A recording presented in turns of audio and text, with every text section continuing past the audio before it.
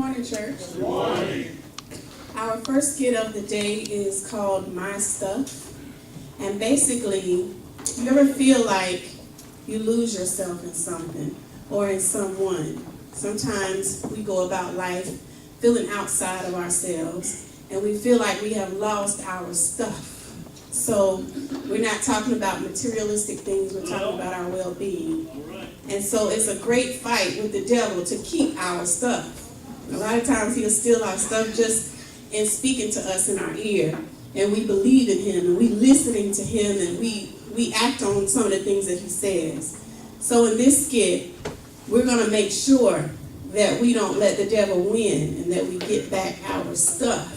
Amen. Amen. So as our cast and crew gets ready, I want to tell you about a time where I felt like I lost my stuff. And it was probably the worst time, which was when I was in the hospital. And I felt like I prayed and I prayed and I cried to God and I asked him and I said, Lord, where are you? And I actually got to the lowest point of my life, feeling like he forgot about me. And, seizure after seizure, I'm asking him to go with the doctors. I'm asking him to show them what to do to stop them, and they couldn't do it. There was nothing they could do, nothing they could give me. They just kept getting worse. They kept prolonging, and I thought that God had forgotten about me. So I thought that the devil had stolen my stuff. So all of my stuff was gone at that time.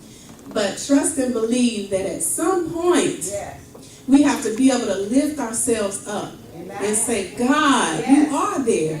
You never left my side. And then I had to apologize to him because I had never done that before. A lot of times we can get kind of mad and frustrated, but I had never really denied him like I did then. And I'm here to say that I actually did that. And I'm not proud of it, but I acknowledge it, and I know that I had to make a correction in my life, and that's what I did. And I got my stuff back because God did it. Amen? So without further ado, we are going to start our very first skit, My Stuff. While we give our cast one extra moment, I'm going to say this, that our Black History Month has been going on, and it's been very, very good, actually. Everybody participated. Everybody has been excited, and we're happy to perform for you all. And I hope that it resonates in someone's heart about capturing what you might have lost or feel like you might have lost. There might be somebody here right now who feels lost, who feels like, I don't know where to go. I don't know where to turn. You're absolutely in the right place if you're in this room. And we thank God for you. So without further ado again, we're going to present to you My Stuff. Amen.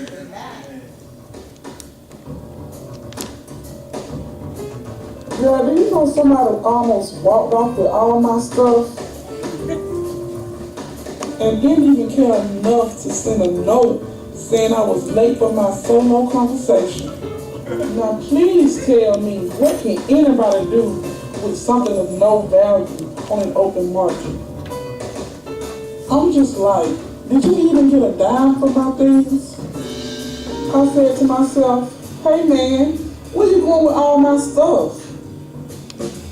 Girl, honest to goodness, somebody almost ran off with all my stuff. And I didn't bring nothing but the kick and the sway of it. Shoot, ain't none of it theirs. This is mine. Tasha's on thing. That's my name. I'm like, just give me my stuff. Girl, I had to say it out loud. I see you trying to hide my laugh and steal my joy. Child, you know how I like to sit in the sun to get my beautiful brown color from sunlight. Girl, I'm like, you hate that. I know. I said, well, you can't have me unless I give me away. Better yet, I'm like, who do you think I am? Some simple-minded woman with a bad attitude? Well, I just want my things. I'm serious. I want my own with a hot iron scar to go with it. I want my own even with a flea bite, honey. Yes, I want my things. I don't care. I want my careless feet and my quick language back in my mouth. All of it. Girl, I ain't playing. I want all my things how I love them. Girl, I'm telling you, somebody almost ran off with all my stuff. And I was just standing there looking at my stuff the whole time. Listen, there wasn't no person that tried to run away with my stuff. There wasn't nothing but the devil walking around looking like Rodin's shadow. He almost got away with it too, all of it, faster than my innocence. Girl, I had made too much room for him. He almost ran off with my stuff. And the people around me didn't even know till I started hooping and hollering, "This mine, give me back my stuff." My stuff was almost the anonymous ripped off treasure of the year. Now you ought to know I ain't talking about no physical stuff. I'm talking about me. Somebody almost got away with me. Me! In a plastic bag, right up under their arm. Me, Tasha. That snake almost walked off with all of my stuff. But guess what? I got me back. God did it.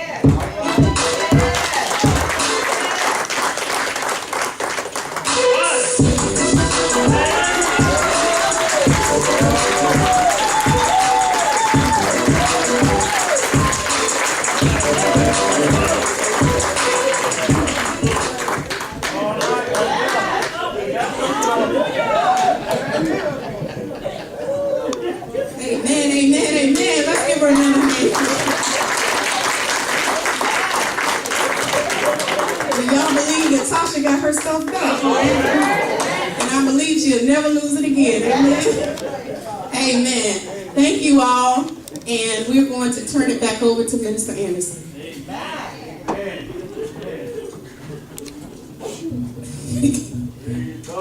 My stuff.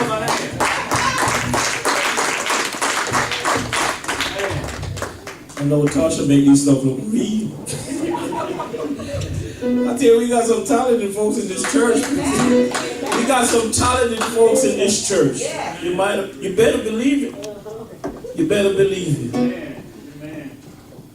You move all this stuff out the way. All right, this is choir. You ready? Come on, bring your stuff. Tasha, bring her stuff. Come on, choir, let me see you bring your stuff. Okay, a continuation of... Okay, I just need to make sure I didn't need proxies. A continuation of what I wanted to say to you all. I had gotten to the point of saying why, which is the name of our next skit. And the reason I say that is because the doctors found 2 cysts behind my right eye, one behind the nasal area and then one behind my right side of my skull. So it has caused blindness in my right eye. So I'm at 60% blind in my right eye. I just found that out last week. And Tuesday I go to get my new prescription for my new glasses. I'm counting that joy because my glasses are 4 years old, y'all. So I'm happy about that. But I say this to say that to say this is that I asked why. Why me, Lord? You delivered me. You took me out of a wheelchair. I'm walking again. I don't look like what I've been through, Lord. I'm not in any pain. Yes, I got to take medicine every single day. But, Lord, why? Why you didn't heal my eye, Lord? And I've said that so many times. And I once again learned not to question God. He's doing that for a reason. Now, this reason, I believe, is right now, at this very moment, as a testimony, that he gave us how many eyes? 2. So I still have one good eye, right? And I just thank God because I want this to project to my little ones that you can do all things through Christ, which strengthens you, right? No matter what. And I'm not wearing my glasses today trying to be cute. So testimony right here that it's okay It's not the end of the world. God made me just as he had planned for me to be. And I thank him. So I will no longer ask why. Okay? But this skit is the why and back in the day, back in the slavery times, where a lot of people went through a lot of trials and tribulations, and they didn't understand what was going on. They didn't understand how they could get out of it. So they would ask, why me, Lord? Why do I have to go through this? Why can't I get away? So they would go through treacherous means to get away. And you're going to learn of one woman who asked a specific question to help her to get out of this situation of slavery. So I present to you all our skit called Why.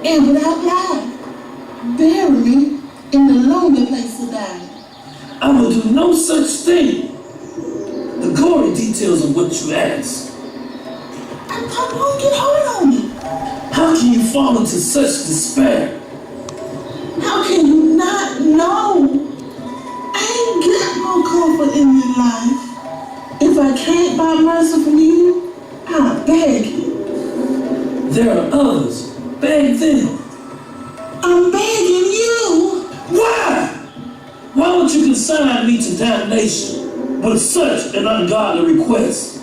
There is God here. God is merciful, and he forgives merciful acts. Won't be no hell for you. Do it. Do it. I ain't got the strength to do myself.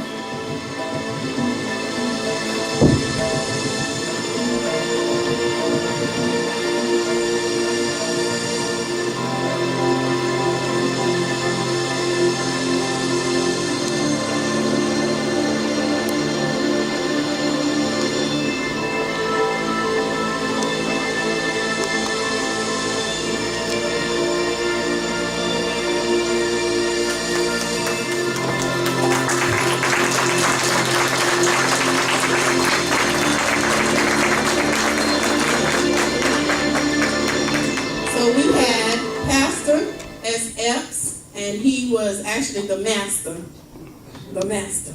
dark-skinned master. Okay?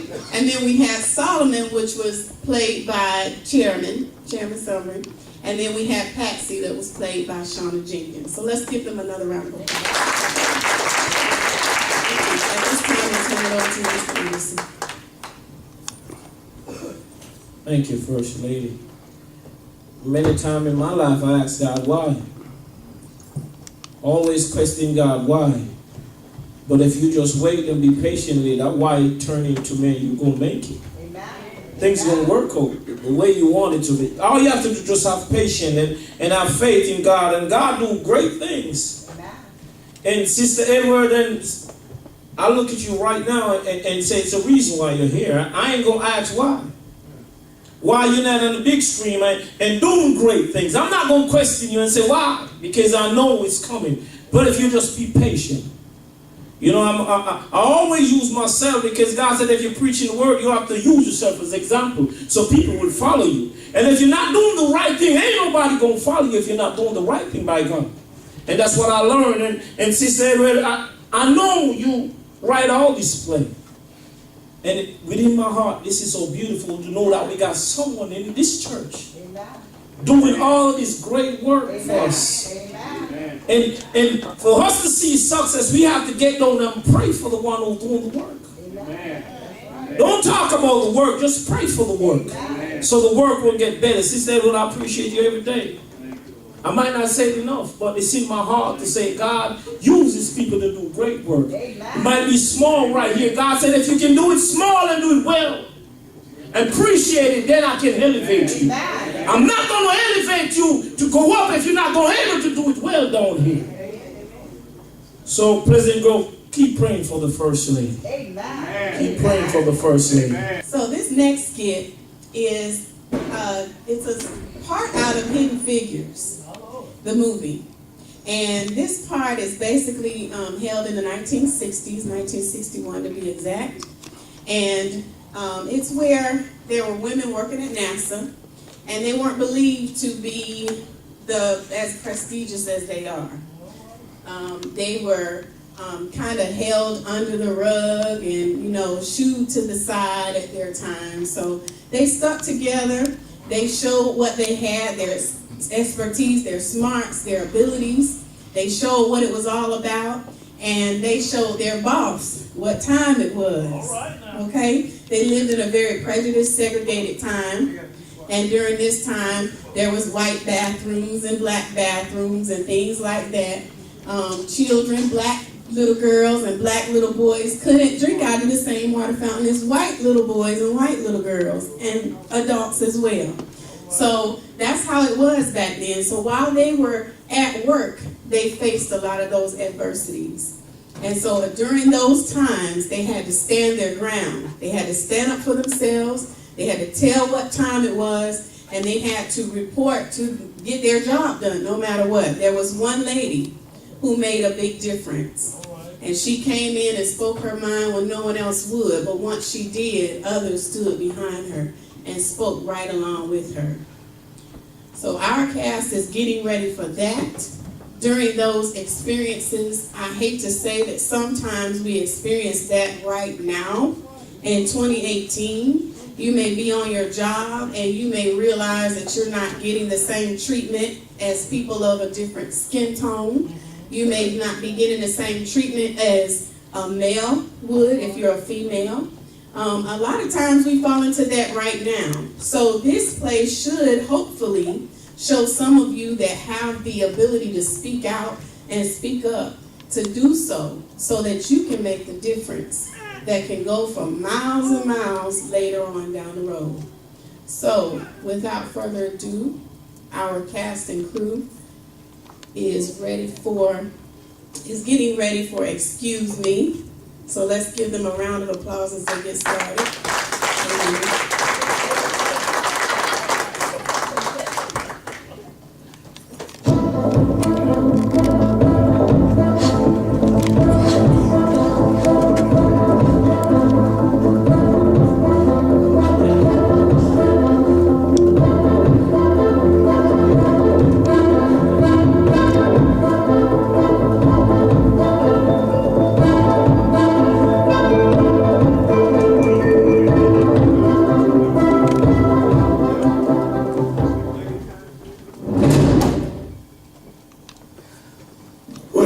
world have you been? Everywhere I look, you people are not where I expect y'all to be. It's not my imagination where in the world you all go every day. To the bathroom, sir. To the bathroom? To the bathroom? For 40 minutes a day? Listen. We're 2 minus 0 here. I put a lot of faith in you. There are no bathrooms here for me. You yourself ought to know that. Our people. But it seems you have become too hot on the hog to see. I have you know. Never mind. What do you mean there's no bathroom for you here? There's no bathroom. There are no colored bathrooms in this building or any other building outside of the West Campus, which is half a mile away. Did you know that? We have to walk to Timbuktu just to relieve ourselves. And we can't use any of the handy bikes. Picture that, Mr. Harrington. And our uniforms, skirt below the knees, heels, and a simple string of pearls. Well, we don't have pearls. Lord knows you don't pay colors enough to afford pearls. I work like a dog, day and night, living off of a pot of coffee that none of you want to touch. So excuse me, if we have to go to the bathroom a few times a day.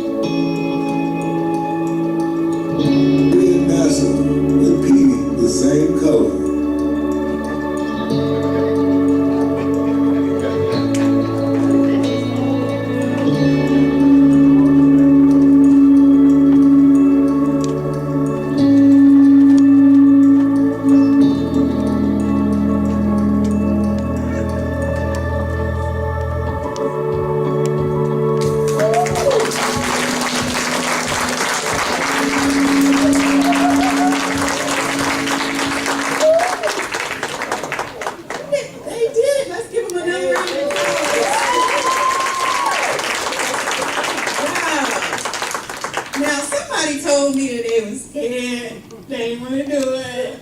Some people told me they didn't think they could do it. I mean, we have actors in this church. Now, they're saying your talents will make room for you, right? Well, I'm not the only one that claims to be an actress up in here. Because we have so many talents in here. I am so proud of you all. You guys see that there is something inside of you that's been brought out and you probably didn't even know you had it. So I will be recruiting for next year. You see this being done, you can do it too. Amen. Thank God. Let's give them one more round of applause and God can help out the praise.